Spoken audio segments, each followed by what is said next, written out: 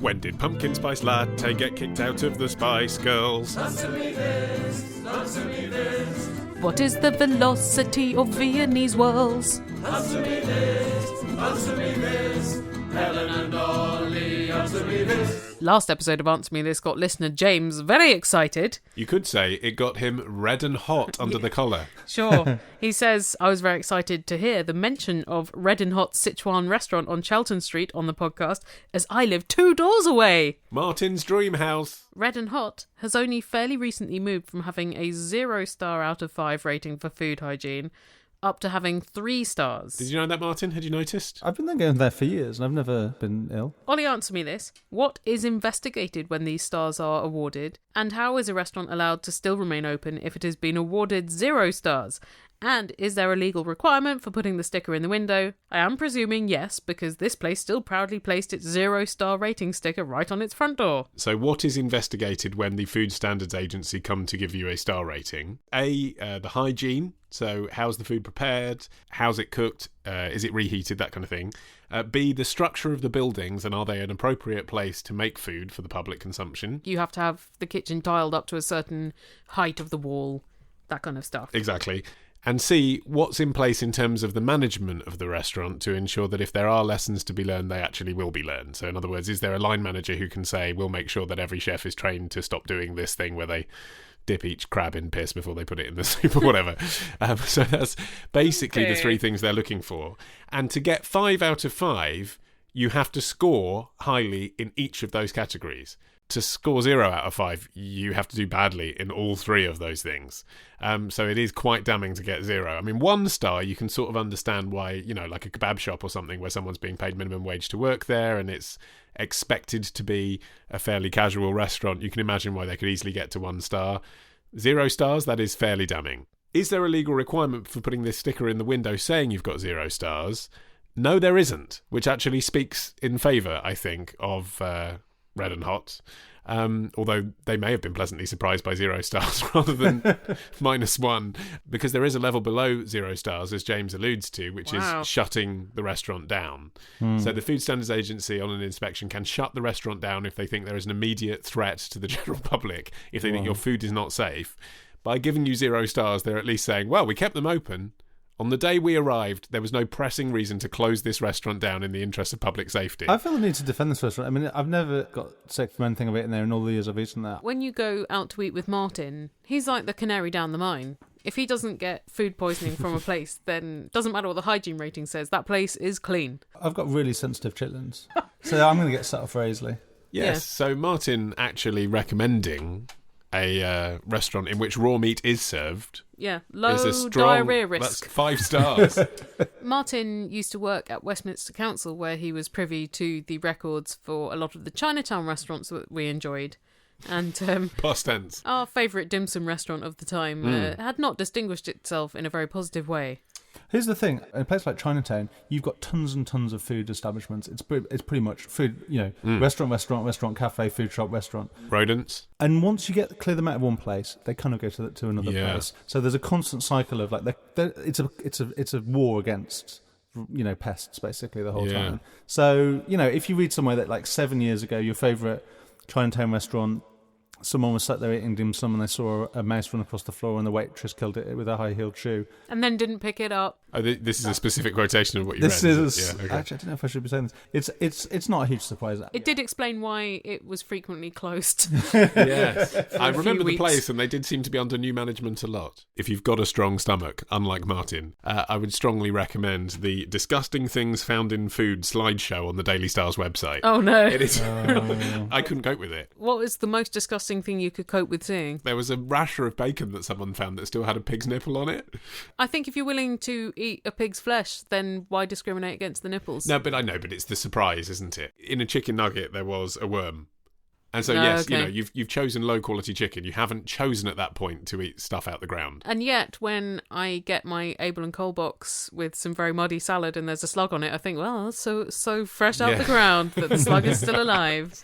You're right. It's not that I'm pleased to snobbery, see isn't it, but it does seem almost a good sign. There was a bit of lung in a KFC chicken. I saw a lung in a KFC chicken. I had that in 2003 in the Brixton KFC after seeing The Streets at Brixton Academy. You went to see the streets at Brixton Academy. Yeah, I know. A friend of ours was in the band. Who played keys? And he had a comp to see the streets at Brixton Academy. He thought, I know who'd like this. Helen. I was really into the streets back then. Slow it down, Martin. Go and find a longing KFC. This is Murray from Edinburgh. I've just been on a Tinder date, with like a really extremely nice guy, and I feel super positive. But he looks exactly like my dad, which I didn't realise at the Tinder picture stage of events. So yeah, I just want to know, is that like too creepy to continue with this stuff? Well, I think there's one important question. How hot is your dad? Nervous laughter. But there is this, well, I was going to say sort of theory, but there is actually research that shows that people, I mean, this is in heterosexual couples, the research, but the same would apply in homosexual couples, just reverse it. The research shows that you're more likely to go for someone that has the same hair and eye colour as your opposite gendered parent. They think it's something to do with, if you've had a happy childhood, it's that you associate from a very early age sort of love and familiarity with the face you see peering down at you for 3 years, changing your nappy and tickling you and changing your clothes. And on some subliminal level, that's what you idealise. None of us seem to have partnered up with anyone that looks like our parents. Either side of our I parents. don't think any of my family have got blue eyes, have they? Flushed out that Brown recessive or gene, didn't sort of they? hazel, yeah. I mean, we've just employed a builder who looks exactly like my dad. Oh. And that was a really weird thing. Does he dress like your dad? Because No. your dad had a specific style. He did, he did. That's a generous way to put it. My dad wore the same gilet for 30 years. The same type of gilet or the actual same gilet? The same type. He went to Banana Republic in 1990 and never looked back. He bought 25 and just wore them on rotation. Holy cow. Like What, Issey in Miyake's black polo neck for Steve Jobs. But in one shot, he bought 25 from the shop? no, I think he bought 5 and then it was from Banana Republic in Beverly Hills. We were there on holiday and I think he Ooh. went back the following Christmas and bought another 5 and that Wow. formed the basis of his wardrobe for 20 years. So how old was he when that happened? At 40, so I've still got 5 years left I was before gonna I say, I've choose got- my style. I've got about 12 months Yeah. before I lock it in. Yeah, exactly. Although I've just discovered I really like varsity jackets, so maybe that's the thing to There you go. invest in. Buy 20. So anyway, this builder turned up, for a consultation because we're having our house extended, and he turned up to quote for the works, and I'd chosen him based on his CV and his ratings. Not on his looks. Not on his so looks. very different process to Tinder Yeah. choosing a builder. Exactly. And so when he turned up at the door, it was genuine. I mean, he really looked like... I've met him a few times since because we've ended up choosing this builder. And actually, when he turned up for the second meeting, he'd cut his hair and he looked a bit smart. He was wearing a shirt. Mm-hmm.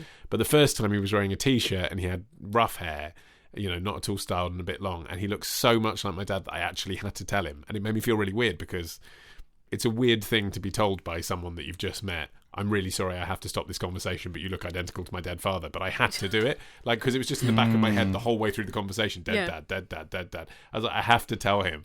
So we were talking for about 20 minutes, and then I said, I'm really sorry, but I know this is a bit weird, but I just have to tell you, you do look exactly the same as my dad. And I showed him a picture. Wow, what did he say? Luckily, he didn't say, I look like that fucking guy. Was he like, oh, I get that a lot. No, yeah. I've just got one of those dead dad faces. No, he said, I can see the resemblance. And it did make me think, have I chosen this builder partly because he looks like my dad? But I don't think so. I think it's because he came in with a reasonable quotation. For me, a greater problem is seeing the resemblance between Martin and his dad rather than Martin and my dad. Yes, because it's a scary vision of what laid down the track for your No, I marriage. mean, Because he's I a think- really handsome man. Right. I think Martin's dad's got a great look. He's got a wonderful snowy beard. He did pick a look and stick with it, though, didn't he? Some Santa. The decades look is Yeah. Santa and Santa on holiday in summer. But I don't fancy Martin's dad, Yeah. which I think is appropriate. Yeah. And that's why I have to keep these things separated. Do you have a slightly flirtatious relationship with Martin's dad? Absolutely not. I'm not sure I have a flirtatious relationship with anyone. I think you two have a natural...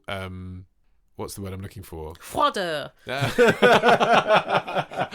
No. Hostility. No. There's a... Yeah, well, that too. There's me odd stare. Back to this question, because Murray isn't concerned that he's flirting with this man's father, nor is he concerned about employing this man as a builder for his house. He's worried What about he's concerned flirting with his about- own father. What he's concerned about is that on some level it's just wrong, and maybe he's attracted to this person because it looks like his father. Is it creepy? What should he do? This would be a single episode plotline in Friends, wouldn't it? I kind of think he should go on another date because he said this one went well and he feels Get him to positive wear a about it. mask. No, but I think it's just like whether he can go on another date and not amplify the thought that this guy looks like his dad. Because obviously he didn't look like his dad in the very first approach, which was online and photographic. Well, you say obviously. Well, because Murray says yeah, exactly, he didn't look like his dad. But maybe he's kidded himself. Oh. I mean, you know, maybe on some subliminal level, it was exactly because he looked like your father, Murray, that you were interested. I mean, it may be completely subliminal, so I don't expect you to be aware of it, but it's possible, isn't it? So I wonder whether it would be possible to take the relationship further with this thought shouting away in his mind, or whether he'd go on the next date and be like, oh, actually, no, he doesn't really look like my dad.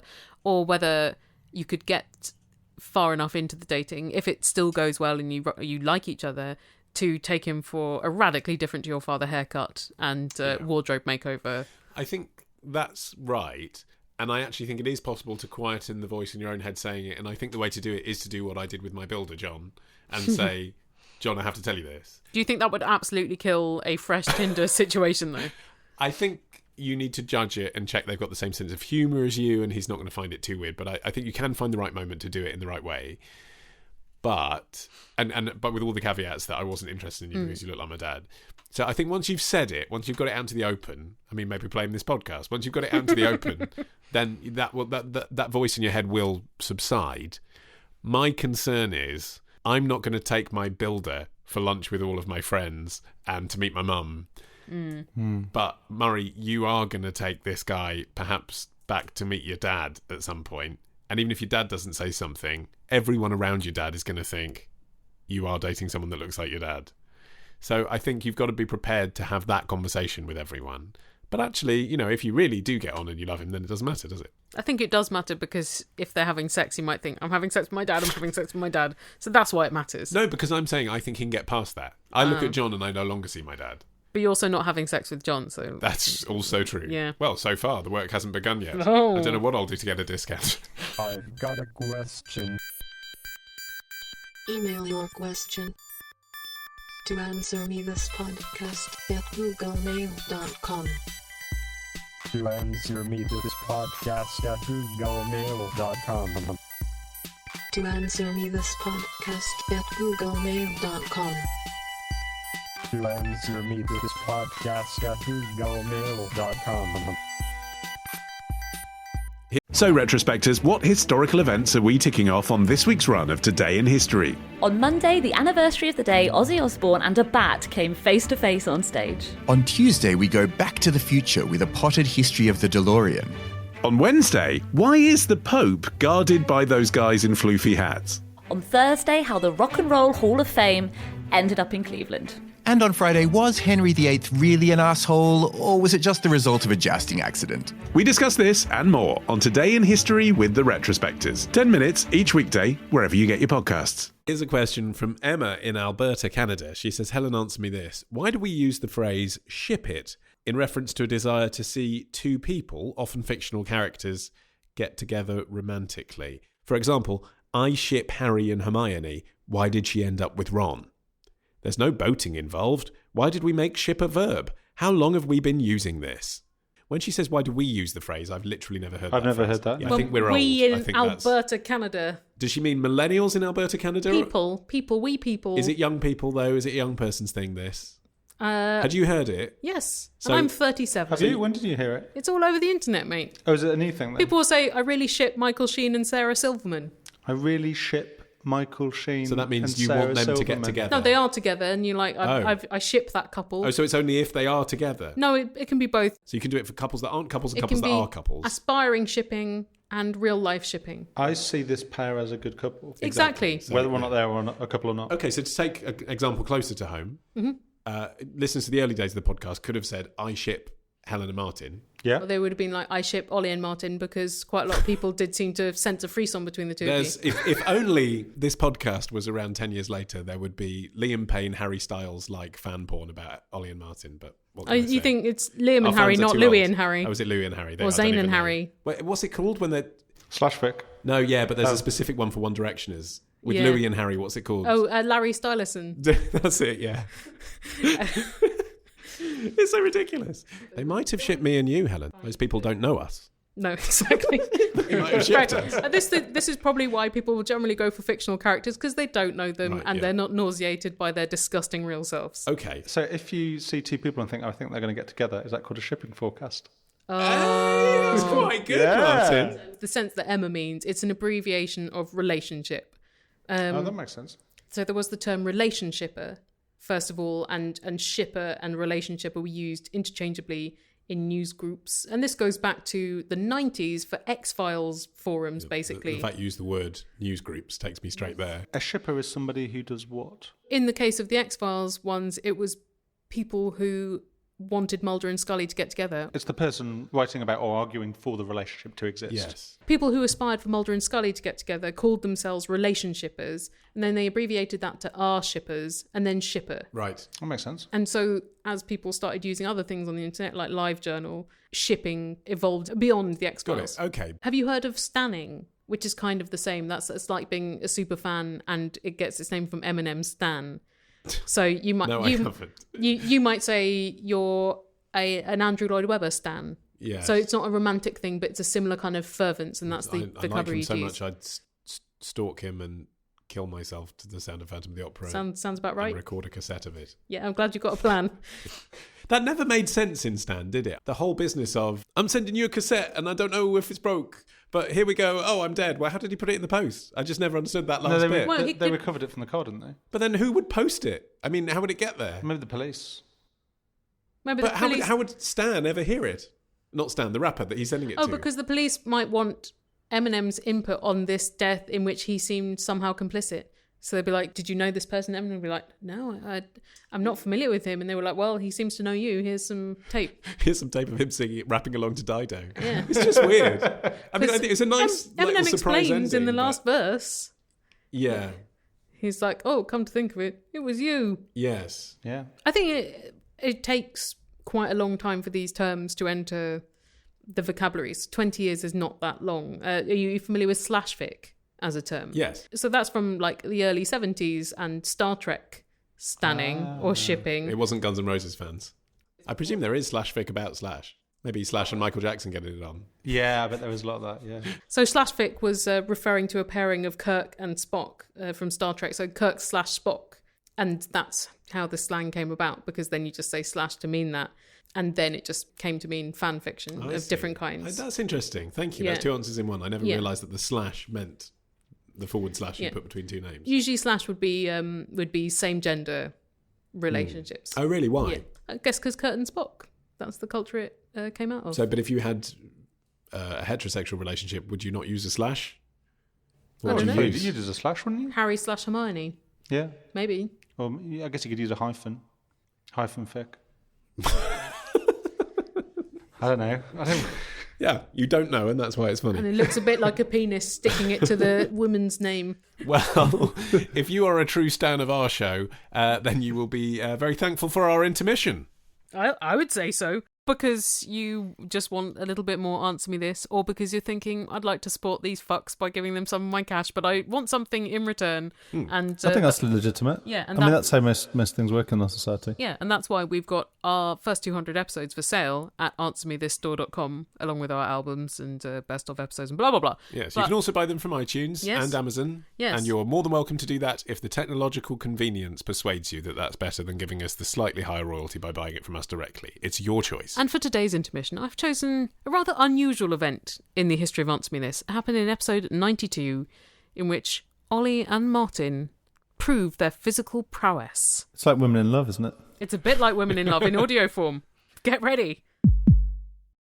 Here's a question from J-Dog in Stroud. Answer me this. Who would win at an arm wrestle between Martin the physicist and Ollie the English graduate? I doubt there'd be much in it. Ooh, There's only one way to settle this, as Harry Hill would say. I'm just tremendously curious to see what's going to happen.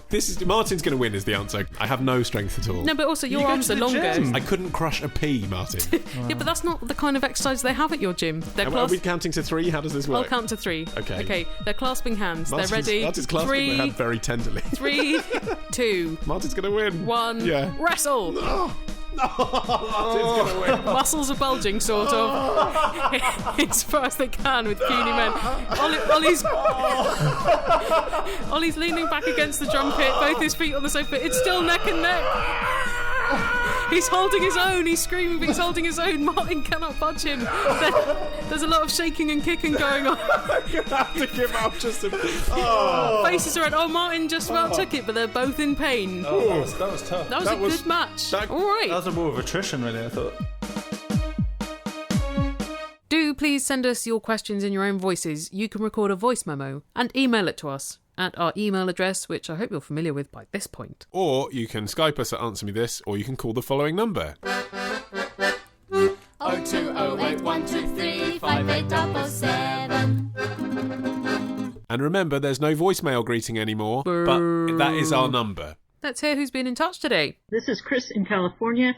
So there's a Miss Marple story, the one called the Tuesday Night Club, I think, in which one of the red herrings is a bowl of corn flour. And I know that in modern usage, corn flour is just the stuff that in America we call corn starch. It's a white powder made from corn.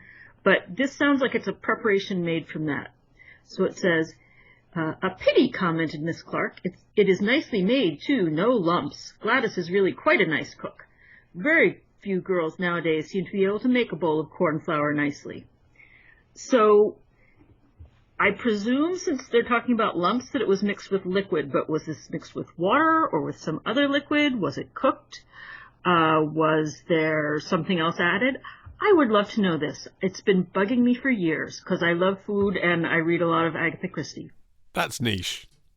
I think it's fair to say no one else in the audience is wondering about this cornflower reference from an Agatha Christie book I've never heard. What was it called? It's called The Tuesday Night Music Club. It's a short story which is the first ever appearance of Miss Marple. Okay. Published in 1932. Okay, The Tuesday Night Music Club. The idea of this book of stories is there was a club of people that would come round to Miss Marple's, and then they'd each tell each other a murder case, and Miss Marple would always fucking solve it just from the clues they said. Yeah. And probably they thought, that old gal's got some gifts. That would be a fun way to spend a Tuesday night, wouldn't it? Not if just like the same person got it right every time. Sure, but I mean, instead of just like getting all together to watch a film and have a pizza or whatever, get together to solve a murder. Yeah, well, now you'd listen to a true crime podcast, wouldn't you? Yeah. And speculate endlessly. Not as much fun, though, is it? Not as much as knowing Miss Marple's Tuesday Marple. Night. Yeah, especially if she was Hottie Angela Lansbury, Miss Marple. Was Tuesday Night Music Club that Sheryl Crow album? Yes, it was. Where they solved murders? Yeah. I don't think it was based on Agatha Christie, and I don't remember any reference to cornflower. All I want to do is have some fun. All I want to do is have a bun. That's what she was originally saying. Oh, is that what it was? Yeah. Until I find out the murderer was Jeff with the lead pipe. 85-year-old spoilers for the Tuesday Night Music Club. Yeah, sure. 3 people have the same dinner, tinned lobster, bread and cheese, and trifle. And That's a good dinner. Lovely. I mean, tinned lobster sounds rank, but actually probably tastes quite nice. It's quite rich. All those things, lobster, cheese, trifle. Yeah. One person feels ill after the dinner, so the maid takes her a bowl of cornflour, but she dies. So the implication was that the cornflour was poisoned. Right. What the cornflour was a drink for indigestion, for people feeling sick. And arrowroot is another similar starchy powder that you'd add to water and sometimes some other flavourings like, say, orange peel or cinnamon. Whip it up into... I can't imagine wanting cinnamon when I feel ill. You know, it's an invalid food, so it's got a soothing texture. It's hot. It slow releases glucose, so if you can't absorb other foods, then it at least gives you some energy. So this was to settle this woman's stomach. Now, I'm sure that corn flour and water is what my mum used to mix up to make glue for papier-mâché. Yes, that's exactly what I was going to say. Yeah, I thought those were the crucial ingredients. But maybe that's not the same corn flour then, because it certainly didn't have peel in it. It was the same corn flour. You add the peel. That's optional in the glue or the drink. But it means I would be a little dubious of the drink. But there are still drinks with corn flour in. There's a Haitian milkshake style drink, and it's got corn flour, condensed milk, water, sugar, and spices in. Sounds all right. If you wanted to help someone who'd been taken ill at your dinner party and they'd gone upstairs feeling ill, what would you have your maid prepare nowadays? So I've got to get into character of somebody who would have staff. Yeah. You'd make sure they had a lot of water. You can be on first name terms, Helen, and give them more than Christmas off. That's fine. You can rock this 2017 style. All right. So Phyllis. What would I get Phyllis to make? Peppermint tea. Yeah, probably a peppermint tea. Yeah, people do say that settles the stomach, don't they? Anyway, do you want to hear the spoilers for the murder mystery? Do I? Do you? Not really, but go on. I would like to. So we're deep into this now. So the puzzle is they all ate the same thing. Yes. The maid took the cornflower to one. That person didn't eat the cornflower and that person died. Yeah, but I think the implication was the maid gave her cornflower, the maid poisoned the cornflower, so this woman died, except they then found out the woman didn't eat the cornflower and a woman who was still alive ate the cornflower. The actual poison thing was not the cornflower, it was the hundreds and thousands on top of the trifle. Ah. So the woman who survived didn't eat the trifle because she was on a diet, and the man who survived scraped the hundreds and thousands off because he was the murderer. But he wanted to implicate the kitchen maid who he'd got pregnant. Wow, so you've got to be pretty confident as a murderer, haven't you, that you can eat a trifle that you've poisoned the topping of. You've put arsenic hundreds and thousands into the cream. Because they do bleed. And also something as small as hundreds and thousands, you don't have one sneaking off. I suppose arsenic is a poison where a small dose doesn't kill you. You wouldn't want to necessarily experiment with that, though, Yeah, would I you? wouldn't. I wouldn't. But I'd be worried it would have seeped into the Swiss roll. here's another question of food from Yorick, who says, this week I was on a date with a boy.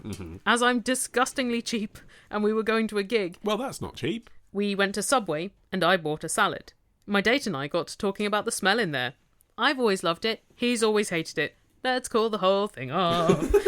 But Ollie, answer me this. Why does Subway smell the way it does? To be clear, we are talking about Subway, the chain of sandwich shops here. Yes, not the underpass under a motorway Exactly. or the New York tube system. Yeah, because there is a smell in those places, but that's to do there with is. ventilation and homelessness. It doesn't smell of baked bread or any of the toppings, and the smell is pervasive enough to cover most of a block on the high street. How do they get the same smell everywhere? What's the deal with it? Okay, so the thing that a lot of people would jump to here, because they've heard the stories about supermarkets pumping out the smells of various different fresh products, is that this must be a synthetic smell and it must be pumped out. I think that's because Subway, the food looks like it is synthetic. They say we do not pump out any smells from our restaurants deliberately. There is no ventilation installed so that it goes onto the streets. You can smell it down the street to get your appetite, working. We just put our bums out the door and fart. We just have a small shop where there's the smell of lots of processed ham and turkey being opened in a confined space. Oh, well, that sort of gross sulphurous smell. Yeah, Oh. and bread being baked. So when Yorick says it isn't the smell of bread being baked, no, it isn't the smell of bread being baked. It's the smell of Subway bread being baked. And Subway bread has been pre-prepared off-site, frozen, and is then thawed and then baked in store. And the bread itself has cheese and oregano and parmesan and weird flavours in it. And basically, that's just what it smells like. The smell of 5 different flavours of thawed-out bread being baked smells like that. That makes sense because it is a bit of a bready smell, but it's also a sweetish smell. Yeah. And that kind of bread has more sugar in it than average bread because it's designed to rise much quicker than bread that is actually nice. And also, it has that kind of bilious smell of bad cheese. I would say that if I was to characterise the Subway smell in 2 words, it would be fake brioche. Like a sort of slightly synthetic Sounds like a Farrow sweet and Ball bread colour, smell. doesn't it? I would say more, it's like sometimes when you, Martin, have had quite a gross meal, like a bit of a shit pizza, the Subway smell smells like the burps you do after a gross pizza. So we've got fake brioche, Martin burp. What's your 2 words Subway definition? Cheese farts. Yeast gas. Yeast gas. would Yeah, say. there we go. But then yeast makes places like Edinburgh smell good. Yeah. Delicious, like There's hops and stuff But as put well. Edinburgh in a confined space and add artificial Parmesan cheese to it. Don't know. Subway. I'm an influencer, you want to be who I am. You envy everything on my Instagram, but it's all stock photos, my life's a total sham. I can't even do yoga. But I'm a real health expert. I use Squarespace. All my photos and advice are all in the one place. And I built a store so you can buy into my taste. $8 smoothies. Mwahaha. Yes, it's another beautiful new song about Squarespace. And if you want to make a beautiful website, you should be doing that with Squarespace. It's a very good idea. Yeah, it still won't be as beautiful as that song is, though. That's a very major artistic achievement of ours. Yeah. But other types of artists can use Squarespace to showcase their work. That's That's right, a popular use of Squarespace, isn't it? People doing galleries and photography. portfolios. There's some quite good photo templates. Yeah. Well, some very good photo templates. Yeah, you can. Graphic designers, models, whatever you do that's like that. If it's visual, architects, good idea to use Squarespace, show your work. Yeah, make a store to sell it. Artists need to do that. I know because I was raised by one, and if he only. failed to do that. Oh God! Just go to squarespace.com for a free trial, and when you're ready to launch, you can save 10% off your first purchase of a website or domain by using our offer code. Answer. Here's a question from Nathan, who says, I always see signs in shops saying that store detectives may operate there. I've never seen one, but Ollie, answer me this. Is that because they're just dressed in normal clothes, rather than a Sherlock Holmes type character that I have in mind? Do store detectives exist? What do they do? Do they sneak around the shop like the Pink Panther? No, they do exist, otherwise they wouldn't be able to have the sign saying they exist, would they? I mean, that's your first clue, Nathan. Well, Ollie, let me not get onto theological matters, but God, I'll just park that there. Well, yeah, sure. But, God bless us, everyone. God bless America. That's an invocation, isn't it? It's not a sign saying God patrols this supermarket. I saw a sign outside a church saying, Jesus is alive, fact. And even in the Bible, that is... Anyway, carry on. Yeah, sure. Right. Store detectives are the glamorous name for the in-house security at supermarkets that stop them losing profits by people stealing food. Mm-hmm. That's it. Store detectives. Yeah. So Security store guards. detectives, it's a bit like mall cop.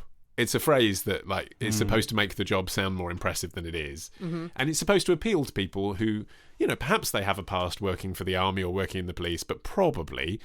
those people tend to get jobs as bouncers and stuff. Probably they've just always wanted to do that and didn't quite have the qualifications or the physical fitness. So, here's a relatively menial, relatively, low-paid job. But by calling it store detective rather than private security that's not paid very much, they make it seem more appealing as a job you might want to do. And also it gives them a little bit more credibility when they come up to you and tell you to put that loaf of bread back, otherwise you'll be in trouble. Because actually, in some places, they even can sort of quotes on quotes arrest you. They don't actually have the right to do that, but it's effectively like a citizen's arrest. They can arrest you and then call the police and say, I've detained this person because of this, here's the evidence, and then the police take it from there.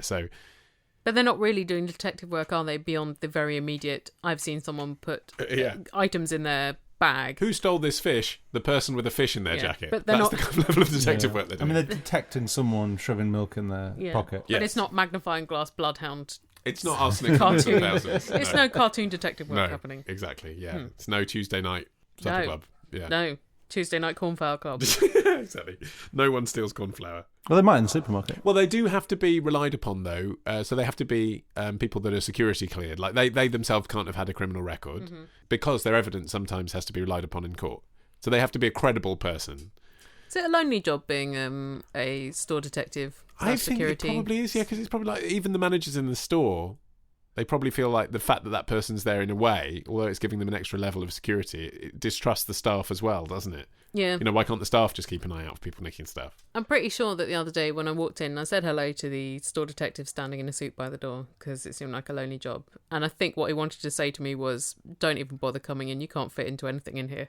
Here's a question from Holes Stoner. How amazing is that name?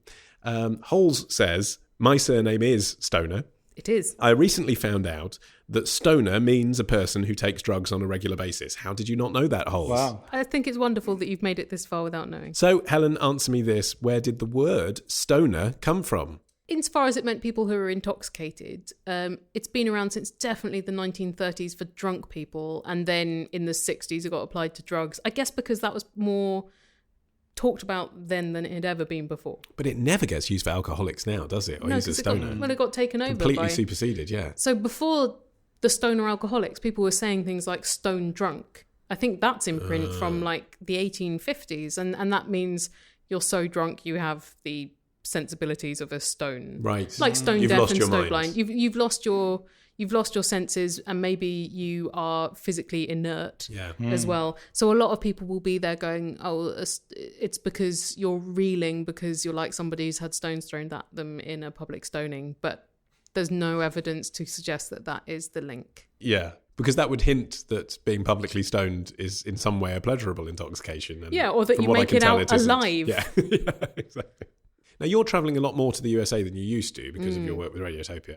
Since the partial legalisation of marijuana, have you been tempted? No, Not even slightly? not at all. Because I'm not at all, if the police are listening, let me clarify, at all a stoner in this country. But if I went to a place where it was legal, nay, encouraged, I'd definitely do it. I don't drink, and I live in a country where booze is legal. That's true. And not partaking of it is extremely socially off. Yeah, but partly the reason that you don't drink is because you've tried it and decided you didn't like it. Whereas I've never tried marijuana in a setting where it was just like getting a drink.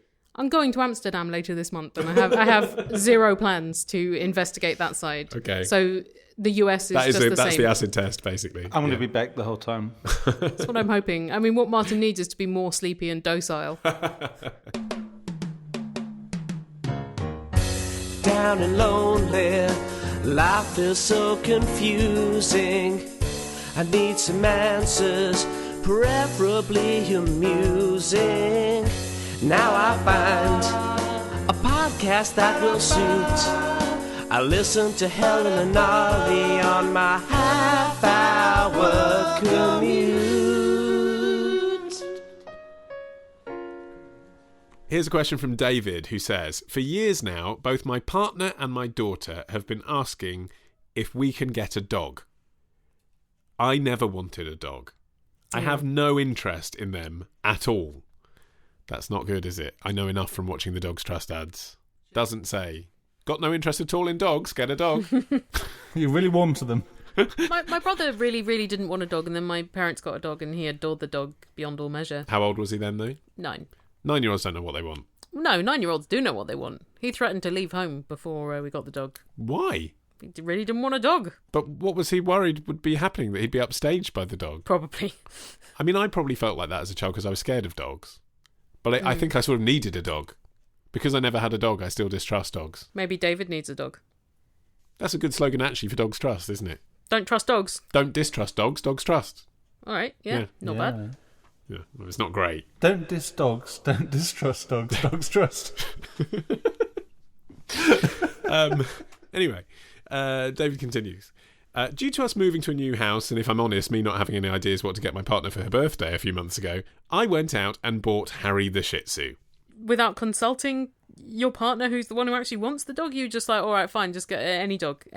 Shih Tzu, don't care. But he's put his cards on the table. He's not interested in dogs. You can't blame him for just making a sort of catch-all, well, all dogs are the same, so I'll get your bloody dog decision. Well, That's just be so like, silly. if you want a dog, I'll give you the money. Just you go out and buy it and don't show it to me. I'm not interested. To be fair, I mean, he might be talking a cavalier way. You know, they might have gone and had a look at the dog. Yeah, they might have spent several weeks making sure they got the right dog. He just went and paid the money for the dog, is what he's saying. This was after both of them, remember his partner and his daughter, had eagerly promised that they would walk him, clean him, feed him, and tidy up after him, and that I wouldn't have anything to do with him. You can see where this is going. As predicted, this lasted all of a fortnight, and it is now me who seems to have taken over the day-to-day care of the fluffy little bastard. Maybe they're like, we're determined to get David into the dog, and really it's going to take a lot of dog application for that to happen. If this was a Hollywood film, that's what it would have been, wouldn't it? Like your partner and your daughter would have persuaded you to get the dog because actually you need to come out of your shell. You need to go and socialise, you need to go and get some fresh air. Yeah. And then at the end you'd open David's Doggy Daycare. Yeah, but probably having left your partner for Diane Keaton or something. The problem is, he says, I can't make it more than a few minutes out of the door without someone stopping me to tell me how cute the dog is. Oh, what a nightmare. Oh, my life's so rubbish. Why is that a problem? Yeah. Then come the same series of questions I hear time and time again. What kind of dog is it? How old is he? Is he well behaved? Well, they're just trying Did to be you really polite, buy a dog aren't without they? your partner's permission? Yeah. They don't want you to think that they're just treating your dog like a stripper just to excite them visually, and then they move on with no human interaction. They're pretending that it's a real interaction. Yeah, it's like when people have their picture taken next to a classic car and they feel obliged to ask the owner, oh, how old is it? How fast does it go? And actually they just want a picture of them next to their car, but you can't just take a picture of yourself next to someone's car. Yeah. They want to stop and look at your dog. Yeah. They're not interested in small talk with you, David. Yeah. I think you're right. Then I will walk a little further, continues David, only to be stopped and asked the same questions. This is repeated continuously until I get back into the house. I reckon this is all manufactured by your partner and daughter as part of your canine therapy. I've tried walking past people, I've pointed at my earphones, or I've even blanked people entirely. Oh, no, the earphones thing didn't work. You need to get bigger earphones. Yeah. Massive. Get big over the ears. Yeah. We're stuck here because this is always Helen's solution for problems of this Just type. put on earphones. Yeah. Your own private world. No amount of rudeness, he says, will deter a dog lover. Well, this implies that dog lovers are warmer people. They will pass me by altogether and just go straight for the dog, grabbing hold of him and then looking up at me, staring until I engage with them. Don't engage. Don't engage. Don't engage. He says, I'm fed up of repeatedly answering the same mundane questions. Tell me about it, mate. 11 years in. You have no idea, David. And standing around for long periods of time waiting for people to switch on that I'm not interested in talking about a dog I have little to no emotional connection with. I thought about getting cards made with all the dog's details. I was going to suggest that. With QR code on the dog. Oh yeah, shave it into its fur. And just handing out the cards to people as they approach. But that doesn't stop them from assuming that they can just accost my dog at their leisure. Don't get me wrong, if I was a single man, I'd be in my element. Having a dog seems to be a fantastic way to meet women. That is true about newborn babies as well, by the way. Really? Like when I was left alone with my newborn baby for 5 minutes, suddenly, always mums with their newborn babies, and they were interested in the baby, not me, but they would suddenly be talking to me in a way that definitely indicated I'm not in any way threatened or concerned about this conversation like I would be approaching you normally because we're both holding babies. It is a great way to meet women. Anyway, Helen, answer me this. How do I stop people coming near me when I'm out with the dog? Okay, so you've tried headphones, that didn't work. I assume you've tried the pretend phone call because that's your excuse not to engage and just keep walking. That's just good. like, don't stop. Even if the dog's stopping to play, it's a Shih Tzu, you can drag it along. It's not like you're being led by a small dog. That's a small dog that you can lead. My only concern with that, because I think that does work, if you're actually literally on the phone and you're holding a mobile phone to your ear, everyone understands. But you would actually have to be talking out loud to keep that going. No, you can just go, Yeah. Like someone else is talking a lot. Yeah, maybe. You could start jogging because I think people are less likely to stop a jogger with a dog, and a lot of people do jog with dogs. You know what I think would be effective, but I think is a bit morally bad, is if you dress the dog up like a service dog where it says on the side of the dog, do not distract the service dog. I expect that sort of solution from Ollie Mann, but not from you, Helen Zoltzman. Preempted. But who loses there, really? What? Well, it makes people with genuine service dogs less trustable because David has tarnished that trust. No, it doesn't. You're pretending to have a disability for your own advantage. No, he's not pretending to have a disability, he's just pretending that the dog is a service dog. Yes, exactly. Well, isn't the suggestion then that people will assume that he No, is because he partially could be, sighted? as we discussed in the last episode, could be he could be training. training the dog. Yeah, but also okay, some people okay. have emotional support dogs. That's true. But then again, that's still...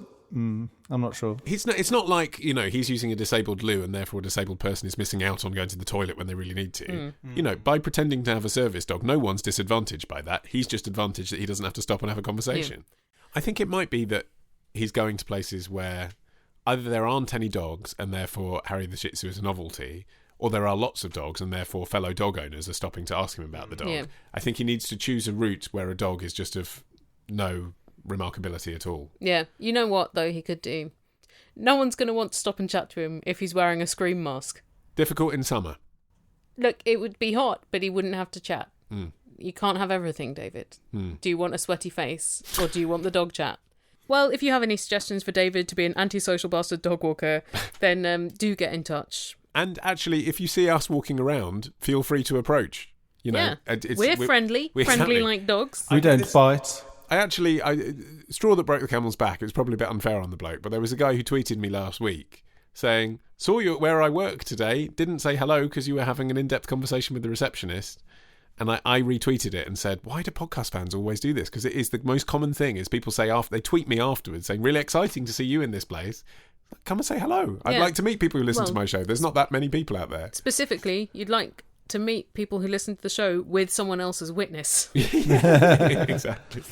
But it's just, I think people perceive, Helen, that we must be like Hollywood stars getting stopped wherever we go. I think that's very much the perception of it. Yes. Yeah, yes, not the case. It may surprise you to learn. So if you're a fan of the show, chances are you'll be the only person that week, or maybe the second person that week to come up to us. That's fine. Like, it's always nice to meet you. It's always been an absolute pleasure. Come say hi. Someone illicitly took a picture of me on a train. Oh, that's weird. And then tweeted saying, just saw you on the train with photo evidence.